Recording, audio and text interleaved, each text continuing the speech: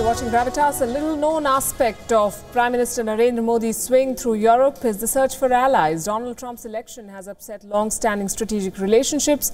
India is yet to figure out what Trump means to this country. Will he be as forward-looking and positive as the previous Obama administration? Will he be proactive about Pakistan-sponsored terror? And whether in India or in Afghanistan, Obama came to India twice, remember, but held back when it came to cracking down on Pakistani transgressions. Donald Trump has said little and done even less. Then there is the case of India's oldest strategic partner, Russia. Moscow has cultivated ties with Pakistan and is reportedly amenable to a Taliban-controlled Afghanistan. Most unwelcome in India's eyes is Russia's presence in the China camp and its support for the Belt and Road Initiative. As China muscle flexes in the region and builds ties with Pakistan, India's insecurities are deepening. Could this lead to a war? A recent analysis by American defense and national security writer Kylie Mizokami breaks down the impact of a possible war between India and China. In this thesis, Mizokami does not look at why the two sides could go to war, preferring to focus rather on how the two militaries could fight. He says geography and demography would play key roles. This would limit the war scope and conditions of victory. The writer also argues that it's impossible for two countries with over 1 billion people each to conquer the other. But unlike 1962, this war would be devastating, leading to huge casualties and enormous economic damage. Both sides would use the full complement of their land, air and naval forces. China, remember, holds an edge in missiles armed with conventional warheads, while India will dominate in the sea. In fact, Mizokami writes that China would use its air force bombers and fighters based in Langzhou and Xinjiang to target India and Ladakh and adjoining areas. The fighters based in Chengdu, Tibet, will hit Arunachal Pradesh and adjoining areas, but China has few airfields in Tibet and few forward bases in Xinjiang. So the overall damage it can inflict on India will be limited. China will have more success with its short and medium range DF-11, DF-12 and DF-21 missiles that can easily strike military targets 300 kilometers and even farther away in India. India, on the other hand, is better placed because its airfields are in Assam, Arunachal Pradesh and Kashmir at lower altitudes. This will enable better use of its fleet of Su-30, the MiG-29 and Mirage fighters. The locally developed Akash medium-range air defense system will protect air bases and high-value targets. But India has no protection, remember, against ballistic missiles. Its own missiles are configured to deliver nuclear warheads, and there are not enough space-based assets to locate and destroy Chinese missile launch sites.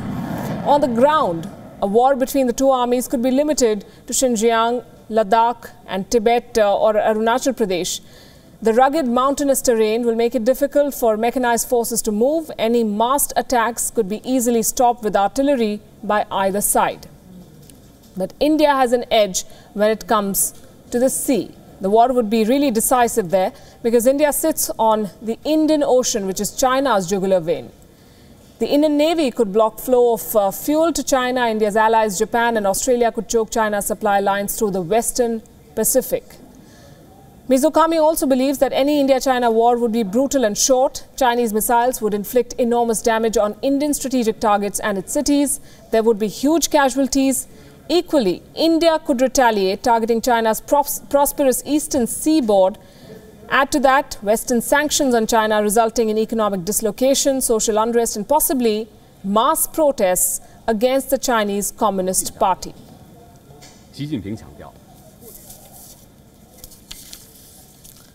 Joining us for more on what we're calling China-India brinkmanship, we have with us in the studio Major General Ashok Sehgal, author of also strategic expert. Vinod Sehgal, I'm very sorry for that.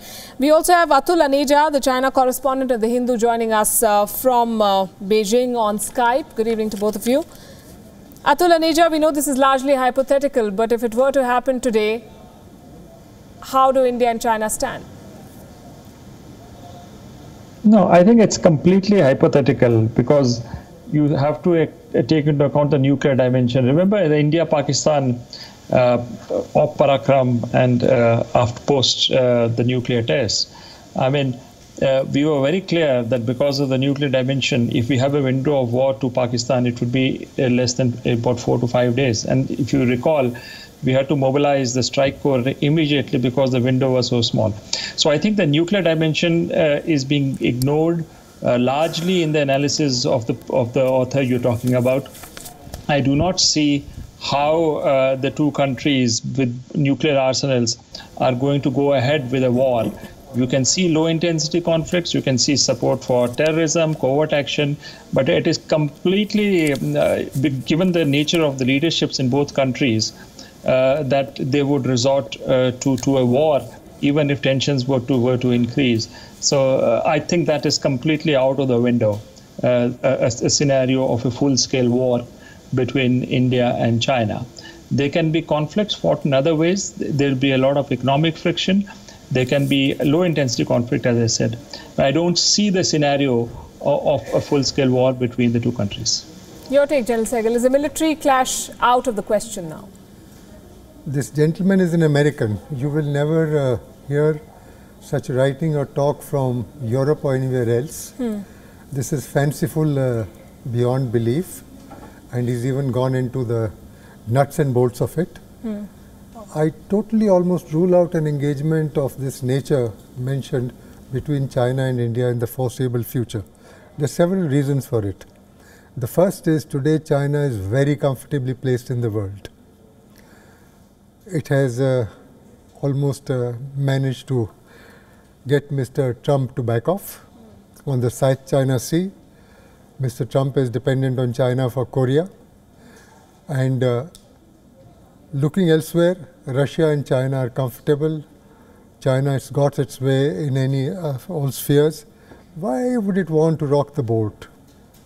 Secondly, although there is an asymmetry between China and India militarily and financially, India is no pushover. 1962 cannot be repeated, and China's asymmetry is basically because it is a world player. India is quite capable of managing its frontiers now and in the future. And more importantly, China and Indian leaders, they are both stable in their countries. They simply wouldn't be wanting to go. Even a miscalculation taking place in the border would be limited and nipped in the bud in Beijing. Okay. Atul and Asia, how does China then see India's move to counter China's growing strategic footprint? The Navy, for one, has been growing and coming out with newer ships at a frenetic pace. Well, you see, from the Chinese perspective, as General Sehgal had said, are looking at a much larger global picture. For them, the real theater in terms of deterrence is really the Asia-Pacific. And the US pivot to Asia, at least what one existed during the Obama years, we don't know how it will play out under President Trump.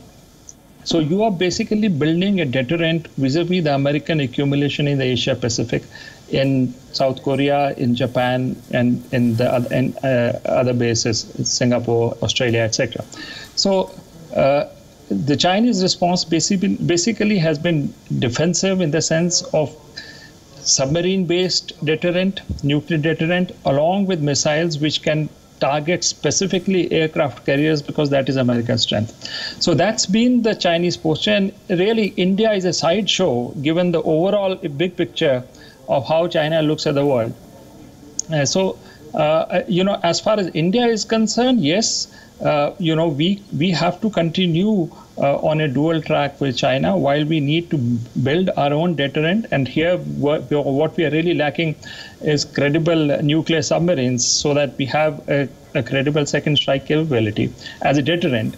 And while we engage with them in other spheres, so it's a complex relationship which India has to play, where the diplomatic tools and the military deterrence has to come into the picture. But if you look the entire scenario, then from the Chinese perspective, it is really the Americans and their allies which are the focus of attention, especially at a time when China is on the rise. And it wants to build its clout both as a global economic power and perhaps along with that as a strategic power. So really, India is not the focus of attention as far as China is concerned. But India, given our history with them, we better have a deterrent while we engage with them positively in other directions. Right. So China is not focusing on India. Should India be focusing on China? I'm running out of time, but I have to ask you this. Is China then a bigger worry strategically for India than the traditional thorn in the side, which is Pakistan? It is not such a worry for India because we have to look at this perspective on a larger canvas. There's talk of the Asian century. I think the Chinese and Indian leaders realize that if China and India do not come together at some stage and allow the Americans and others to exacerbate tensions in this area, the Asian century is lost for both India and China. China is the biggest beneficiary at this point in time of the Asian century. Okay. It is not going to jeopardize this in any manner. All right. I'm going to leave it at that. General Sehgal and Atul Aneja, thanks very much for joining us. We're taking a break. Still ahead on this show, why Pakistan is in a catch-22 situation after signing up for the Saudi-led military alliance for Muslim countries.